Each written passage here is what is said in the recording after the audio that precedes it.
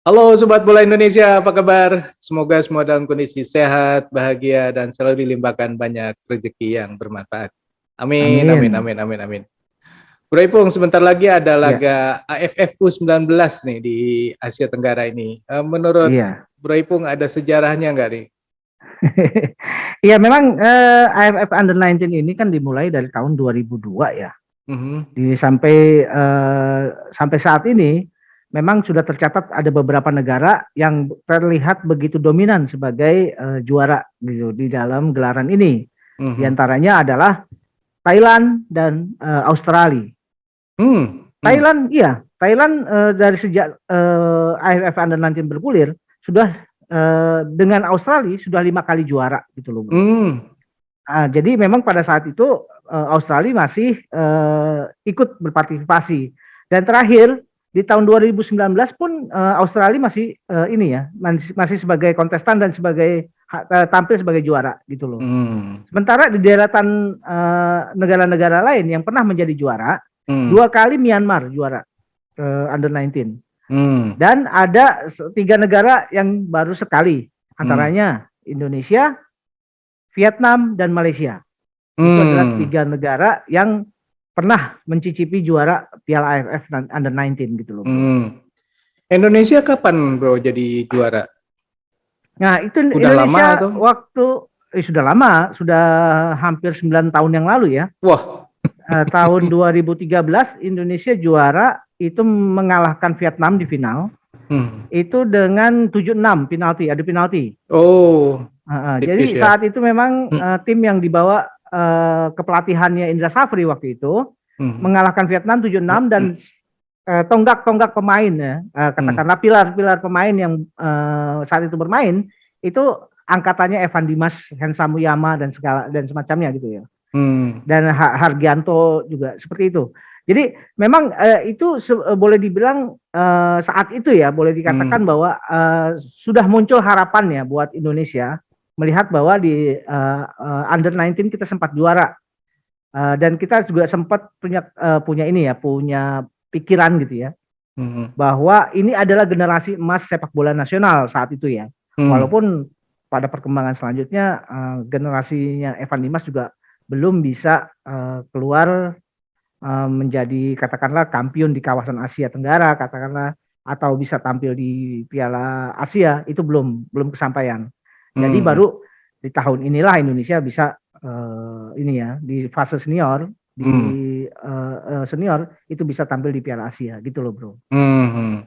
Oke, Bro. Nah, kalau lihat peluang Indonesia di AFF kali ini, AFF Hmm. U19 ini seperti apa, Bro? Ya memang kan Indonesia dalam di grup A Hmm. berkumpul 6 negara, Hmm. dan sayang sekali 6 negara ini 3 negara ini ada 3 negara yang kuat-kuat gitu loh. Mungkin juga empat negara saya bilang Dengan Indonesia. agak berat juga nih. Ada Vietnam, Thailand, Indonesia, Filipina, ditambah Myanmar dan Brunei Darussalam. Itu Wah. adalah enam negara ya. Sedangkan di grup B itu tergabung Malaysia, Singapura, kemudian Laos, Kamboja, Timor Leste. Nah, sayang sekali pada gelaran tahun ini sepertinya Australia tidak tampil gitu loh. Hmm. Mungkin kalau Australia bisa tampil itu kan menambah ini ya, menambah semarak ya event Hmm. kali ini gitu loh. Dan Hmm. juga saya juga meng-highlight bahwa waktu Indonesia juara itu juga Indonesia kan sebagai tuan rumah gitu loh. Jadi apakah Hmm. ini akan berulang fase ini? Ya kita nantikan aja. Walaupun memang kita tampil di sebuah grup yang memang dalam tanda kutip disebut sebagai negara grup neraka ya. Karena di sini adalah berkumpulnya negara-negara yang secara tradisional untuk kawasan Asia Tenggara adalah negara-negara yang menonjol gitu loh, bro. Hmm. Jadi AFF ini akan digelar di Indonesia, Bro? AFF Under 19 ya. Iya. Itu akan digelar dimulai tanggal 2 Juli kalau nggak salah, Hmm. di Jakarta dan Bekasi gitu loh Hmm. untuk Ya, pertandingannya. mudah-mudahan Indonesia sebagai tuan rumah berlaku adil semua kepada seluruh kontestan dengan seperti di SEA Games yang kemudian kita mendapatkan lapangan yang buruk. Jangan Tapi jangan kemudian lupa jadi ya, balas Bro. dendam. Tapi jangan lupa ya, Bro, bahwa ini kan adalah pertandingan di kelompok usia junior, under Mhm. 19 ya. Mhm. Bisa saja konstelasi kekuatan itu sebetulnya untuk level junior masih terjadi perimbangan yang ketat gitu loh. Tidak mungkin kalau kita bicara senior itu kan berbeda gitu loh. Karena konstelasinya sudah jelas kalau di kelompok usia senior ya. Paling ya dalam hal ini kita rujukannya adalah Thailand, Vietnam, Indonesia, Malaysia gitu loh. Tapi ini akan berbeda kalau di kelompok usia. Karena kelompok usia 19 ini boleh dibilang adalah pemain-pemain yang baru mentas, baru akan mentas, dan saya rasa level pengetahuan dan pengalaman itu juga masih sama ya, berimbang gitu loh. Jadi tidak heran kalau terjadi kejutan-kejutan dalam pertandingan-pertandingan. Misalkan bisa saja Myanmar kemudian jadi tim yang menonjol, kemudian Kamboja juga bisa aja, itu bisa saja terjadi karena ya itu tadi faktornya adalah ini masih di bawah usia junior under 19 yang semua kapasitasnya boleh dibilang hampir merata gitu loh, Bro. Cuma jangan heran juga, jangan lupa pula bahwa pilar-pilar yang saat ini ada di usia 19 itu adalah mereka-mereka yang akan dipersiapkan untuk menjadi kekuatan sepak bola nasional di negara masing-masing untuk menghadapi Piala Dunia di tahun 2026 yang probabilitas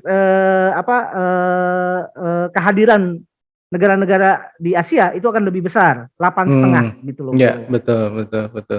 Tapi ini ada kaitannya dengan Piala Dunia yang U20 nggak, Bro, besok?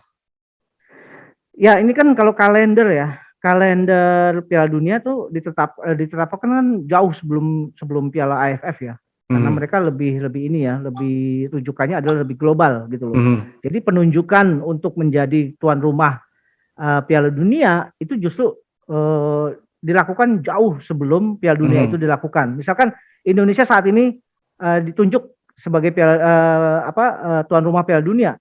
Penunjukan ini mungkin sudah dilakukan sejak 8 tahun sebelumnya. Iya, gitu. betul. Karena ini adalah event yang sifatnya global, dia Piala Dunia. Jadi infrastruktur itu yang paling dipentingkan oleh FIFA, kesiapan dari tim tuan rumah untuk mengakomodir pertandingan-pertandingan yang jumlahnya banyak dan kontestannya juga banyak gitu loh, Bro. Yeah. Nah, berbeda dengan AFF. Kalau AFF kan memang di regional ASEAN yang pesertanya itu aja gitu loh. Jadi tentu perencanaannya mungkin tidak sematang apa yang dilakukan di Piala Dunia under 20 nanti. Ya, gitu, Bro. Ya, mungkin ini buat Indonesia bisa dijadikan laga uji coba ya sebelum laga di U20 tahun depan. Tapi bukankah untuk U20 sendiri ada kualifikasi Piala Asianya juga kan ya? Kalau tidak salah akhir tahun ini. Jadi memang gitu, kan tentu dengan begitu banyaknya hampir 200 negara di dunia, seluruh dunia, itu kan untuk menjaring 24 negara yang akan bertanding di AFF under 20, di Piala Dunia under 20, itu kan harus dilakukan proses kualifikasi dulu.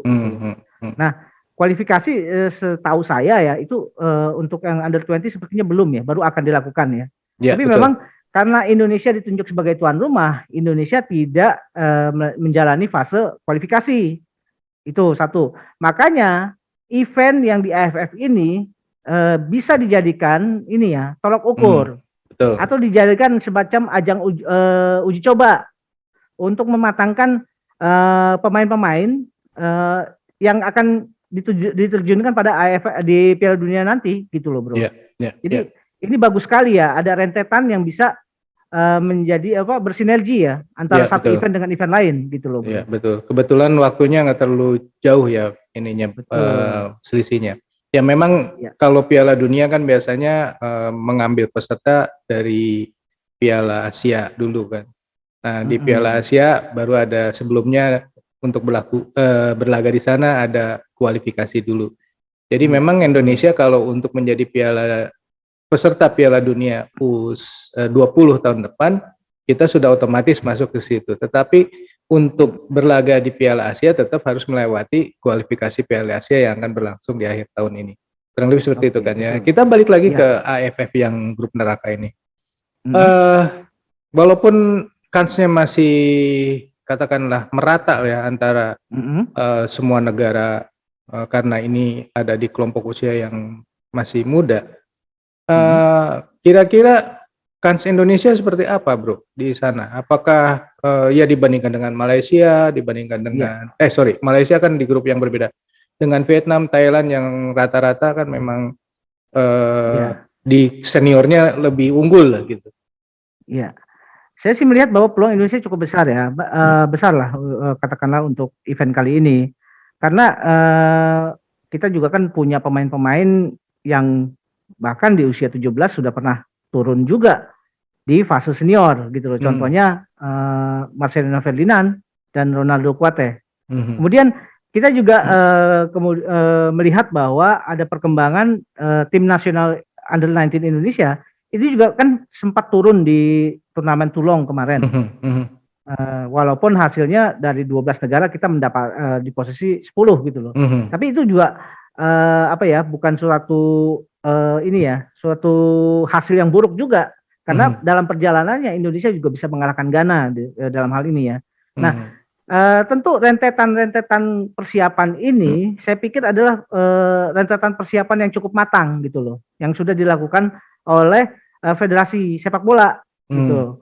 Jadi bisa saja dengan merujuk pada apa yang pernah dilakukan oleh persiapan yang dilakukan oleh Under 19, saya melihat bahwa ada kesiapan yang lebih dari skuad Indonesia kali ini gitu loh, bro. Ya. Oke, mudah-mudahan Indonesia berhasil dan menjadi juara kali ini ya. Amin. Oke, Sobat Bola Indonesia, itulah obrolan kita mengenai grup nerakanya nih di AFF U19. Menurut Sobat sendiri, kira-kira Indonesia akan menjadi juara tahun ini? Mudah-mudahan ya. Silakan tulis di kolom komentar, kita tunggu komentarnya. Sekian dulu video kita kali ini.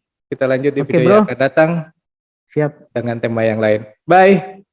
Oke, bro. Thank you, bro.